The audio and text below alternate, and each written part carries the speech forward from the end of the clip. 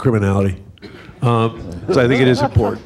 And it's part of the narrative here, and it is what will get the public to put pressure on elected officials to make changes. What was the most politically connected company in the early part of the millennium? It was Enron. It gave everybody, when Enron was doing what it was doing, and I spoke to a lot of people concurrent to what it was when it was doing what it was doing, said nothing will ever happen. They're too politically connected in Washington. And it wasn't until you had the specter, and I'll tell you what it was the simple narrative of people finding out that Enron executives were selling their stock when they froze their employees in the 401k. That was a tipping point for public opinion in Washington.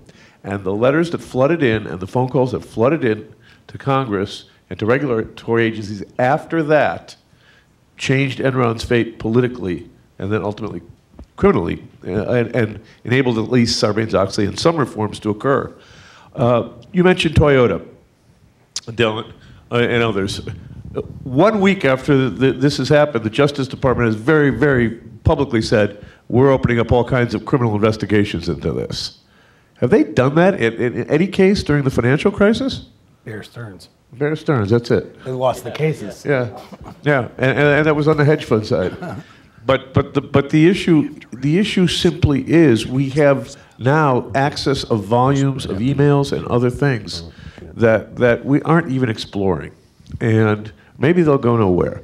But you will not get an emphasis for real regulatory reform unless the public gets behind it. And I think that's an important point. And part of the public getting behind it is a very clear narrative of where what was right and what was wrong, and that we're going to examine what was wrong, not only for justice, but also as a roadmap for not making those mistakes in the future. Yep. Michael Greenberger, and then what we're going to do is end the questioning for right now, but people are going to stay around through lunch so you can ask questions of people and mill around. But some of these people have to get off to do media interviews promptly.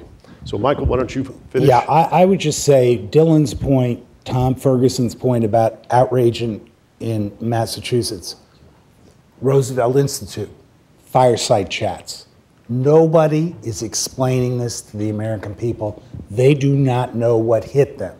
They understand that AIG got $160 million in retention bonuses for the people who dragged AIG into the ground. They did not understand that the very same weekend, AIG received $160 billion to go through AIG to the holders of credit default swaps, Morgan's, Goldman, Credit Suisse, et cetera, et cetera.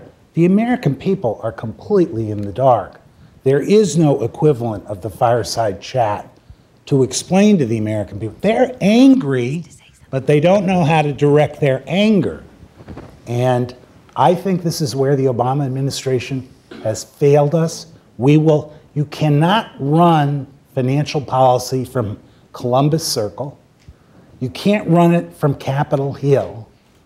What we learned in the New Deal, what we learned in the Great Society is presidential leadership. And if Obama was running the Afghanistan war the way he's dealing with financial crisis, the Taliban would be overriding Afghanistan right now.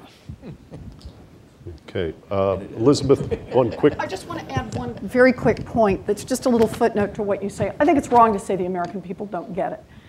They get it.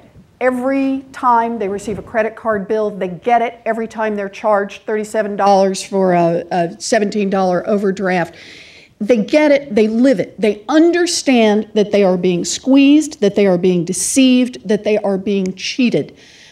What they haven't gotten is exactly how that connects up to the rest of it. But these are people, they smell the dead rat. They know there's a problem. They know there's rot in the system. It's a question of making the linkages. I don't let anyone off the hook for failure to explain that. But don't start with the assumption that the American people are somehow sitting out there just looking happy, because they're not. They get it, they live it, and they're going to make people pay for this. It's just a question of how. Okay.